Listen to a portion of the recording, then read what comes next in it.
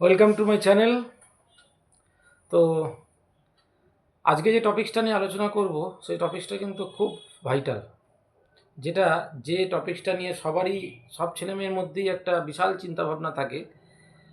সেটা হচ্ছে এই বডি বিল্ডিং করছি, এক্সারসাইজ করছি, কোন খাবারটা খেলে মানে বেস্ট ফুড কোনটা, কোন খাবারটা খেলে মাসেল ফর্মেশন ভালো হবে, বডিতে গ্রোথ আসবে। এটা সবারই একটা চাহিদা থাকে, এটা কমন কোয়েশ্চেন। তো সেইটা নিয়েই আজকে ক্লিয়ার করে দিচ্ছি। বেস্ট ফুড বলে কিছু নেই। প্রত্যেকটা খাবারেই কিছু না কিছু নিউট্রিশন আছে, সেটা তোমাকে চুজ করে খেতে হবে যে খাবারটা তোমার দরকার। খুব বাছবিচার করে যদি খেতে যাও তাহলে কিন্তু বডি গ্রোথ আসবে না। সব রকমই খেতে হবে, একটু ভেবেচিন্তে খেতে হবে। কেন, একটা নর্মাল মানুষ যা খাবার খাবে, একটা বডি বিল্ডিং যারা করে বা যারা এক্সারসাইজ করে, তারা কিন্তু সব খাবার খেলে হবে না। কিন্তু হ্যাঁ, তারা সবই খাবে, মানে আমার কথাটা বোঝার চেষ্টা করো, তারা সবই খাবে, একটু বাছবিচার করে খাবে। এটাই একটা নর্মাল পার্সনের সঙ্গে এদের ডিফারেন্স। তোমাকে তিনটে জিনিসের ওপর খেয়াল করতে হবে। যে তিনটে জিনিস হচ্ছে protein, fat, carbohydrate, complex carb. তোমার সারাদিনের ডায়েটটা এমনই হবে, তুমি যতবার ডায়েট নেবে, ধরো তুমি সারাদিনে আম, তিনবার তুমি খেলে, তিনবার খেলে, এই তিনবার তিনবার যে খাচ্ছ, তোমার এই ডিশের মধ্যে প্রোটিন, ফ্যাট আর কমপ্লেক্স কার্বের পরিমাণটা যেন থাকে। তুমি এমনই খাবার খাবে ইনস্ট্যান্ট, শরীর যেন তার থেকে এই তিনটে জিনিস পায়। মেডিকেল সায়েন্স বলছে সারাদিনে আমাদের প্রোটিন কনজামশন হচ্ছে 30 গ্রাম। 30 গ্রামের বেশি দরকার পড়ে না, শরীর একসাথে অ্যাবজর্ব করতে পারে না। এর বেশি নেওয়া মানে ওয়েস্টেজ করা, কোনো কাজ হবে না, বেকার প্রোটিনটাই নষ্ট হবে। তো রোজ আমি যদি শরীরকে সারাদিনে 30 গ্রাম করে রোজ একটু একটু একটু একটু করে যদি প্রোটিন দিই, তাহলে অবভিয়াসলি মাসেল গ্রোথ হবে। মাসেল গ্রোথ তো একদিনে বিভৎস হয়ে যায় না, টাইম লাগে।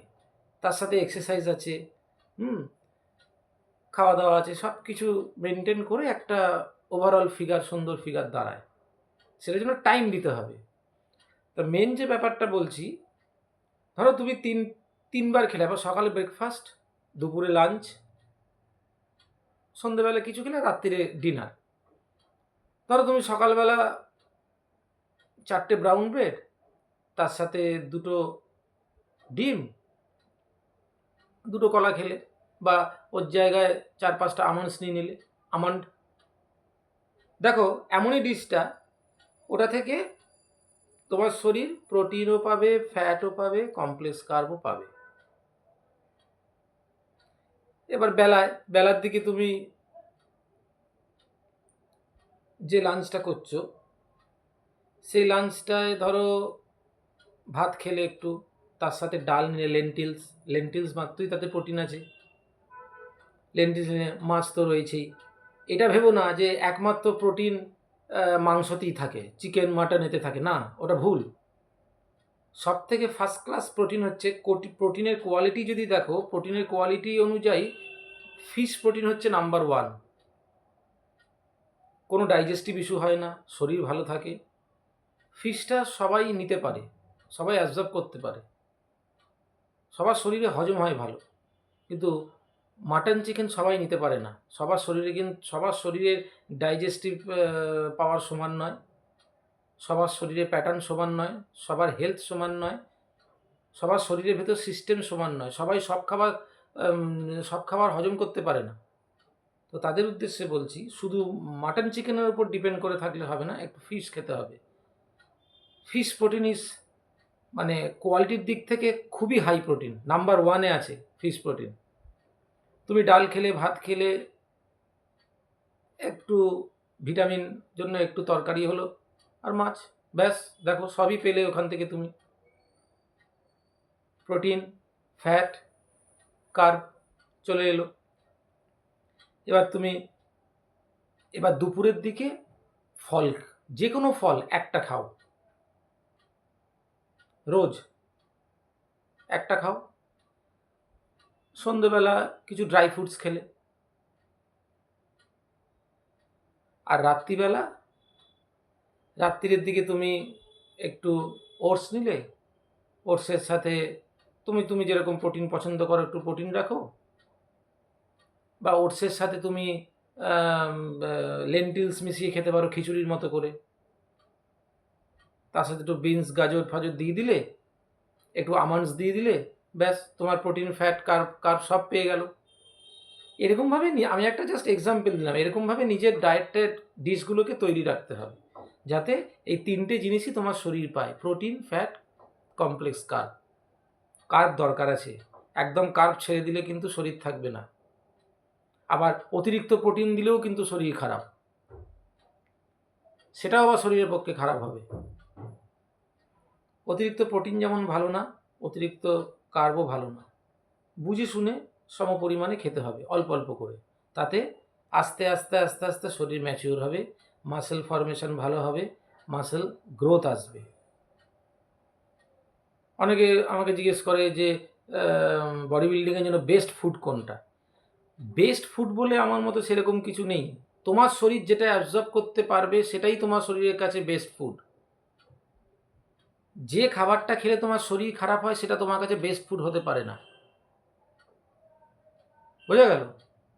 সব খাবারেই কিন্তু কিছু না কিছু নিউট্রিয়েন্টস আছে, সেগুলো খেতে হবে। হ্যাঁ, কিছু কিছু স্পেসিফিক খাবার আছে যেগুলোর মধ্যে কিছুই নেই, এইগুলোর কোনো নিউট্রিয়েন্টসও নেই, প্রোটিন ফ্যাট কার্ব তো কিছুই নেই, সেগুলো না খাওয়াই ভালো। যেমন কোল্ড ড্রিঙ্কস, ওটাকে বিষ বলা হয়।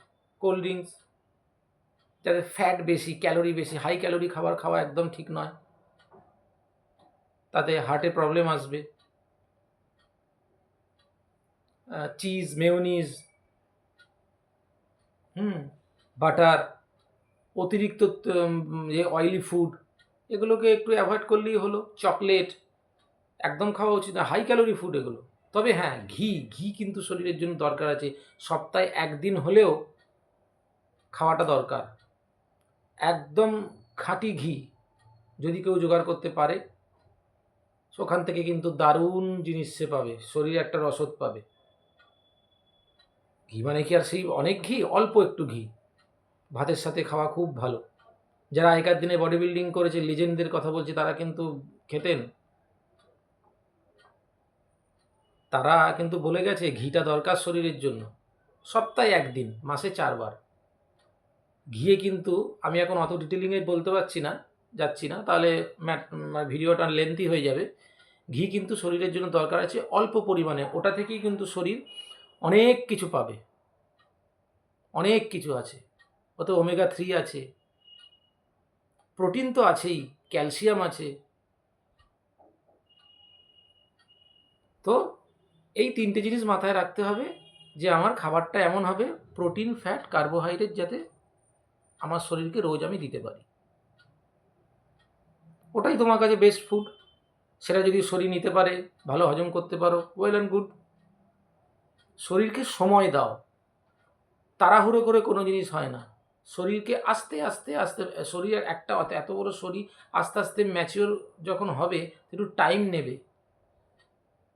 আর যে জিনিসটাই দেখবে একটু সময় নিয়ে হয়, সেটা অনেক দিন অবধি থাকে। ওকে, তো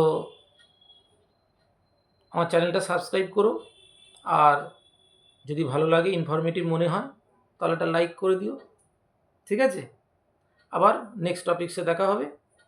ওকে, তাহলে আজকে রাখছি।